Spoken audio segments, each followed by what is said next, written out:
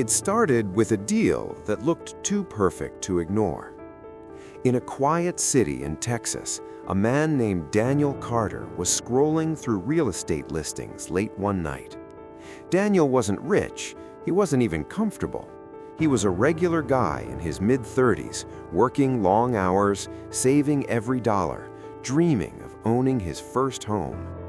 Then he saw it. A clean, modern house, a quiet neighborhood, a price that was just low enough to feel like luck, but not so low that it screamed danger. And that's what made it convincing. Daniel clicked the listing. Beautiful photos, a short, friendly description, and one line that stood out. Motivated seller, quick closing preferred.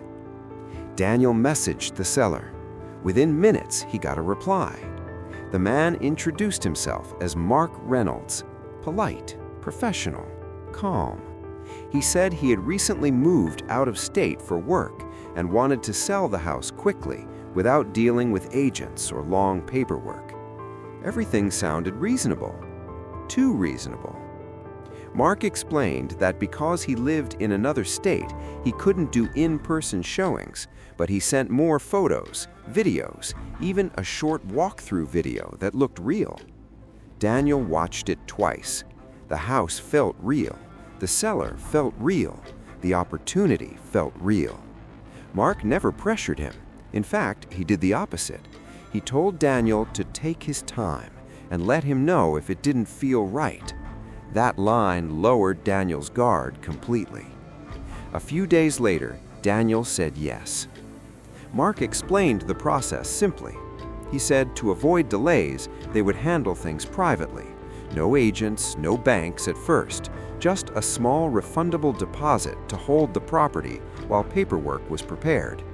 The amount wasn't huge, just enough to sting, but not enough to scare. Daniel sent the money, and that's when everything changed. At first, Mark stayed responsive. He sent a draft contract. He answered questions.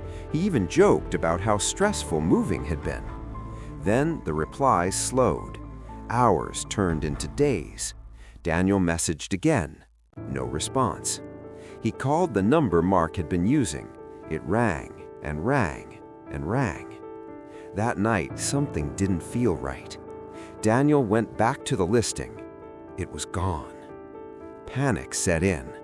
The next morning, Daniel decided to drive by the house himself. He had the address. After all, it was real, right?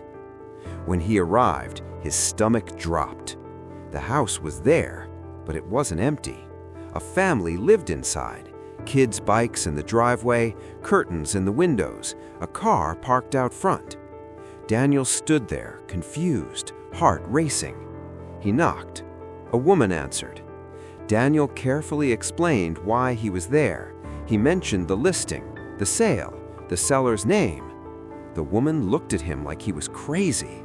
She told him the house was not for sale, never had been, and the name Mark Reynolds meant nothing to her. Daniel showed her the photos. She went pale. They were her house, the same angles, the same rooms, the same front yard. Someone had stolen photos of their home and turned it into bait. Daniel realized the truth all at once. There was no seller. There was no deal. There was no house for sale. The money was gone. Daniel reported everything, the messages, the payment, the account, but the trail went cold fast. The number was disconnected. The email vanished. The payment was routed through accounts that led nowhere. The scammer was never meant to be caught. Weeks later, Daniel learned something even worse. He wasn't the only one. The same scam hit people in Florida, Arizona, and Ohio. Different names, same script, same calm tone, same fake urgency wrapped in politeness. The scammer didn't rush people. He made them feel smart. That was the trick. Months passed. Daniel recovered slowly, not just financially, but emotionally. He stopped blaming himself when he realized how professional the scam had been. It wasn't about greed. It was about trust. Eventually, Daniel did buy a home, this time through proper channels, with real people, real offices, and real paperwork. And every time he unlocked his front door, he remembered the house that almost ruined him, the house that was never for sale. The lesson was simple, but expensive. In real estate, if someone avoids transparency, if they rush you without pressure, if everything feels just a little too smooth, walk away, because the most dangerous scams don't look fake, they look perfect.